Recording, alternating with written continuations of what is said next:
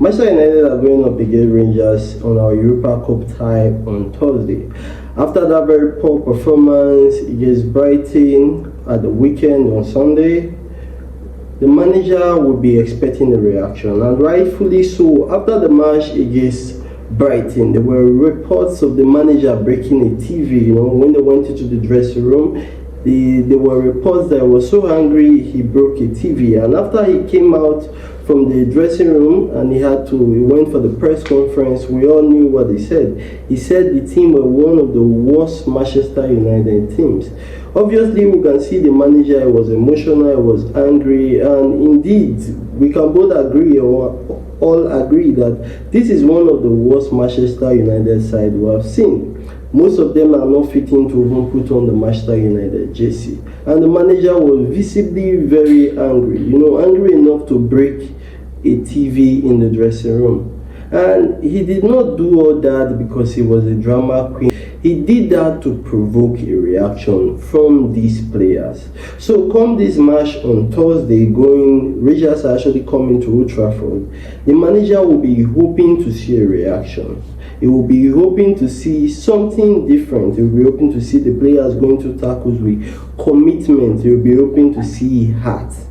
Now, the Europa is a cup I feel we have an opportunity to win. Of course, there are a few good teams inside the competition, but I think the competition is open there for us to win. But first, we are not doing so bad in the competition. We currently we played 6 matches. We have 3 wins and 3 draws. But the performance have not been the best though. And our opponent, which is Rangers, are currently 1 point below us.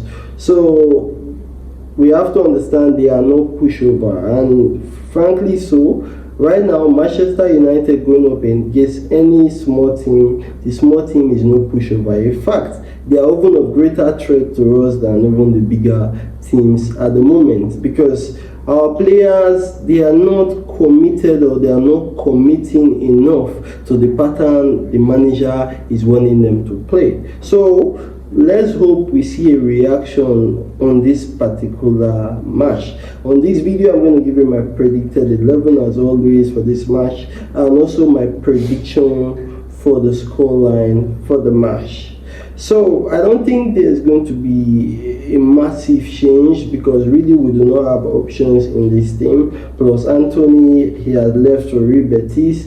There are discussion of Garnacho going to Napoli or Chelsea.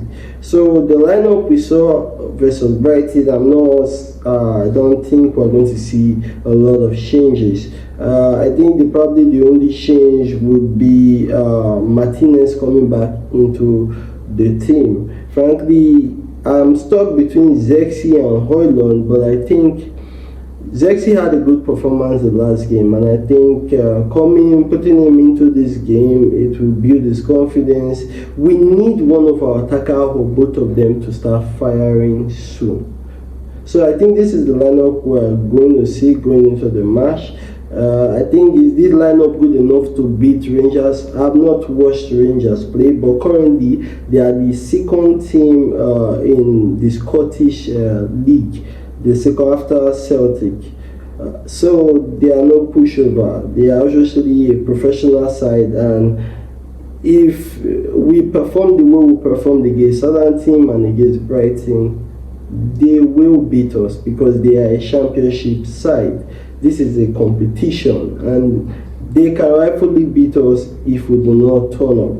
And the manager expecting a reaction from the players. I'm also expecting a reaction. I think every Manchester United fan out there is expecting some sort of reaction. Do I think these players are capable of playing better than they are playing now? Yes, I do. They have showed us a glimpse of it even this season against Man City, against Liverpool, against Arsenal. But can they do it consistently? That is the one that I cannot answer. Having Maguire in our centre-back position is probably the best for us right now because of area balls, and I would love to see Martinez back. Frankly, we have not had the best defense.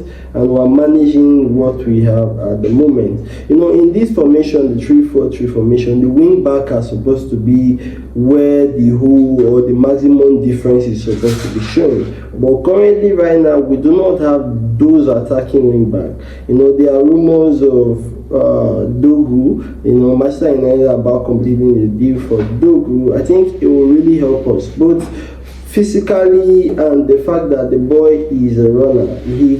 He's 21, I think, and he can cover ground, and he has this physical specimen. Our team is lacking of physicality, so we are going to need physical big players. If you notice the Arsenal side, when they did their recruiting, you could understand they had a specific goal as regards to physique. We should aim to build something like that, because inside our midfield, it is very easy to bully us, and it should not be so. A player like Garnacho, it is so easy to hit off the ball, which is not supposed to be so. We need players that can be able to hold possession and hold the ball. January is still here, and there's a lot that can still happen. I believe with Anthony leaving at this moment and Garnacho about to leave, and still room for Rashford leaving and probably Casemiro, I think there are underground works going on right now that we don't even know about. I saw rumors about Douglas Lewis. I think he's a good player, but he doesn't have the mobility we currently need in the midfield. We need somebody that can be able to move with the ball, to cover distance, because we're playing two center midfielders. We currently need somebody with Ugarte. Say for me now, somebody like Baleba, to come and replace Casemiro when he leaves. We need engines inside the midfield. Frankly, for me, Ahmad's best position, I've always said, is the right wing back. So I think there is opportunity for us to probably bring one of the right or left hand as well as left wing back, and if there's room, I think somebody for the attacking position also. I think the Manchester United fan base are currently overreacting about the Garnacho situation. Now, I understand the sentiments of Garnacho being from the academy, and we not wanting to let him go before he hits stardom, before he becomes the superstar we all thought he was going to be. But the truth is, right now, Garnacho is not living up to expectations. Right now, it's even hard for him to trap the ball. Right now, he's one of the reasons we lose possession so hard. I know people are going to say, why are we selling Garnacho ahead of a player like Casemiro, ahead of Eriksen? We're supposed to be getting rid of players that are worse than Garnacho. But the truth is, we cannot do everything at the same time. And currently, right now, there is a market out there for Garnacho, and even though we do not really, it's not supposed to be priority letting Garnacho go, this is an opportunity that we cannot miss, because if there's going to be any repairing of this particular season and we do not have funds to do it, we are going to have to put out something like a collateral out there, or something worth selling out there. And Rashford is not even worth as much as Garnacho at this moment. Now, we might regret it 5 years from now if he becomes the next Cristiano Ronaldo, which I doubt. But as of right now, he's just another player. At this point, selling Garnacho is not going to hurt us any. He's not scoring 15 goals, but we do need the cash. And aside PSR reasons, I think the manager would have had to say about whether they should sell the player or keep him. Garnacho is 20 going on 21.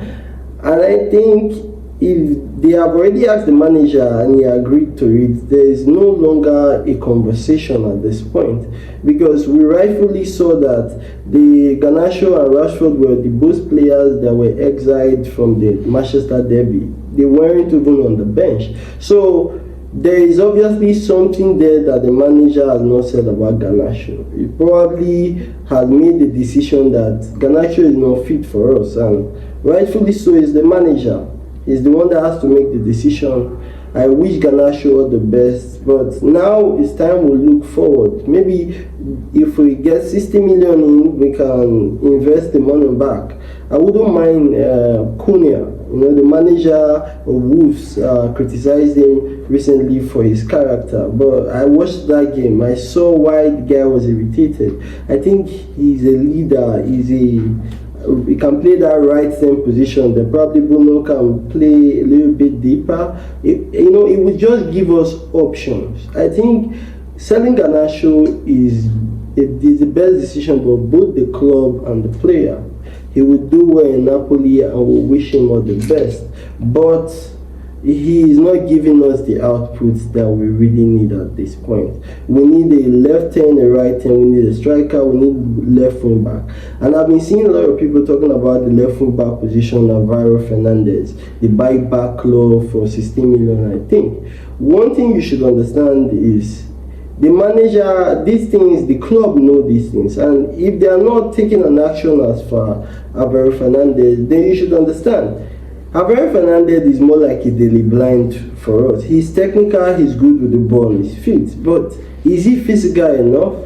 I don't think so. Can he fly with strength up and down that part of the pitch? When he gets tough in English Premier League and tight spaces, is Alvaro Fernandez the best person you want to put in that position? He's a very good player. I always liked him when he was still in Man U, but for what we need, I think we need a Nuno Mendes, we need a Theo Hernandez, or a Dogu. If you're seeing Dogu move with the ball, you understand the reason why he's a better option than Alvaro Fernandez. I know everybody is also going to be looking forward to the press conference with the manager before and after the game, because I know there will be questions about the broken TV that was reported he broke, and we also like to see his reaction after the match, whether win or lose. It's always exciting to see, and I think the pundits are starting to come after the manager now. They say the grace period is over, so they want to, ESPN, social media, they're already calling for the manager to be sacked. And I think Ruben Amorim understands this pressure. He's an emotional guy, which makes it even better for us.